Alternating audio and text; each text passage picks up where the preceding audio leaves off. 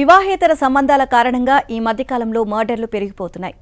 ప్రేమించిన వారితో ఉండాలనే కోరికతో కట్టుకున్న వాడిని, కడుపున పుట్టిన వారిని కూడా దారుణంగా చంపేందుకు వెనుకాడడం లేదు.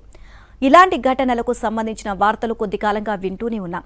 అయితే ఓ వ్యక్తి తన భార్య అదృశ్యం, ఆ తర్వాత మర్డర్ కేసులో ఇరుక్కొని జైలు పాలయ్యాడు. కట్ చేస్తే 5 ఏళ్ల తర్వాత ఆమె తన ప్రియుడితో హాయిగా తిరుగుతూ కనిపించింది. కర్ణాటకలో జరిగిన ఈ సంఘటన ప్రస్తుతం చర్చనీయాంశమవుతుంది. అన్యాయంగా అతన్ని జైలు పాలు చేశారు అంటూ నెటిజన్లు కామెంట్లు చేస్తున్నారు.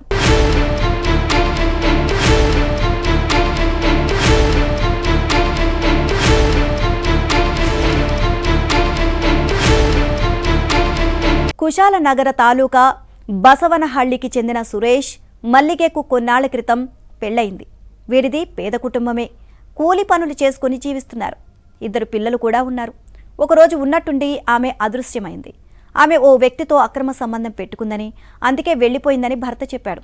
తనకు 2 పిల్లలు ఉన్నారని, వారిని చూసుకునేందుకు అయినా తిరిగి రావాలని కోరాడు.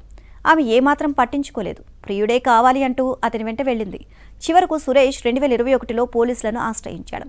తన భార్య కనిపించడం లేదని పోలీసులకు ఇచ్చిన కంప్లైంట్లో పేర్కొన్నాడు. అతని ఫిర్యాదుతో పోలీసులు ఆమె కోసం వెతకడం మొదలుపెట్టారు.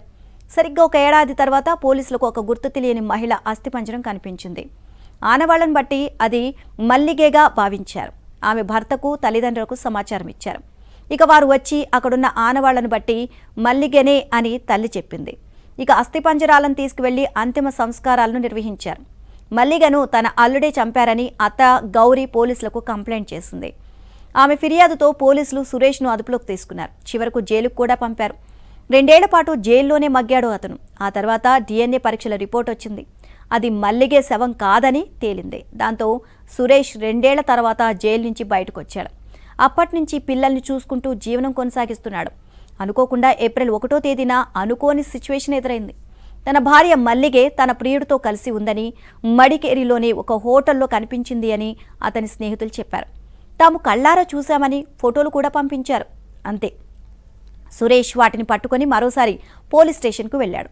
వారు కూడా వేగంగా దర్యాప్తు చేయడంతో మల్లిగే ఆమె ప్రియుడిని పట్టుకున్నారు. ఆమెను అరెస్ట్ చేసి పోలీసులు కోర్టులో హాజరుపరిచారు. ఆ తర్వాత మైసూర్ జైలుకు తరలించారు. వివాహేతర సంబంధం పెట్టుకొని పారిపోయిన మహిళ వల్ల 2 పిల్లలు 2 ఏళ్ల పాటు అనాథలుగా ఉండాల్సి వచ్చింది. సురేష్ కూడా చెయ్యని తప్పుకు జైలు శిక్షను అనుభవించాడు. ఇలాంటి చట్టాలు ఉన్నాయా మన దేశంలో అంటూ నెటిజన్లు కామెంట్లలో రాసుకొస్తున్నారు.